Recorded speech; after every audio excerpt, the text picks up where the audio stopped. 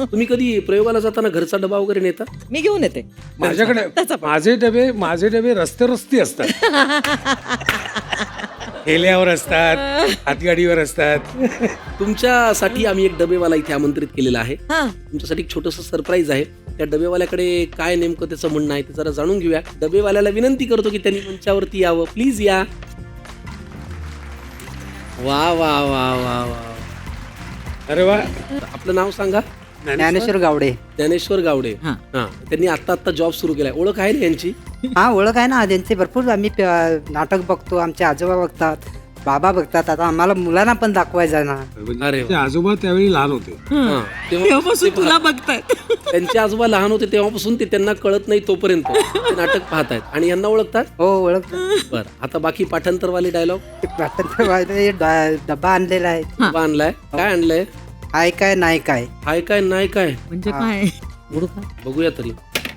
घ्या. हे. एकात सुकी भेळ आहे दामले सर, कविताताई, सुकी भेळ म्हणजे प्रशांतसाठी हे. आणि ही ओली भेळ आहे. हा वा, का बरं हा झालं सुरू कार्यक्रम? हे का बरं आणलं तुम्ही डब्यात?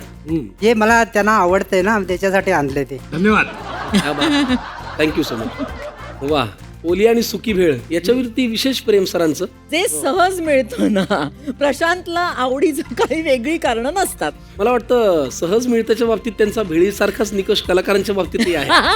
पण सहज मिळाला पाहिजे. माझं शूटिंग आहे, माझ्यासारखा नको तू नको. नाही, सहज मिळण्यासाठी 6 महिने आधी त्याला बुक करायला लागतं. हा, 6 महिन्यानंतर मग तो सहज मिळतो. करेक्ट. बरं, जरा वेगळेच प्रश्न विचारतो. प्रशांत सरांचं आवडीचं रंगमंदिर जिथे काम करताना ते म्हणजे तसे नेहमीच ते बहरलेले असतात, पण एखादं थिएटर जिथे जायला ते is always eager to perform. He is always eager कुठल्याही थिएटरला, पण तरी सुद्धा मला असं वाटतं त्याला एक सॉफ्ट कॉर्नर बालगंधर्व मंदिरला, हो ना, पुण्याचं. No wonder. क्या बात आहे. यांचं काय याचं गडकरी का? ठाण्याची आहे ना ती.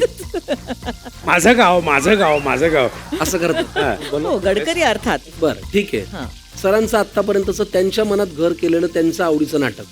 मला असं वाटतं गेला माधव कोणीकडे.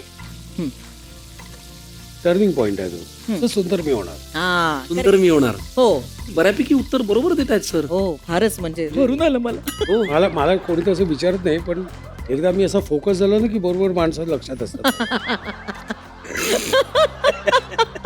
एका वाक्याचे 2 अर्थ लागणार. हा. नाही, आता अजून तर काही गोष्टी विचारायच्यात, पण त्याच्यासाठी एक गिफ्ट आणणार आहे. अच्छा. 2026 मध्ये तुमच्यासाठी गिफ्ट हॅम्पर आहे.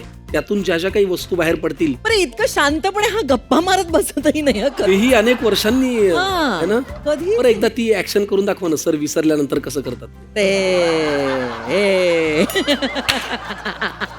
अगं कविता, ते आपलं हे कोण तो? अगं हा ग. हा, अरे कोण हा? हे म्हणजे डमशरास तुमच्या मध्येच आहे, मैत्रीमध्ये आहे.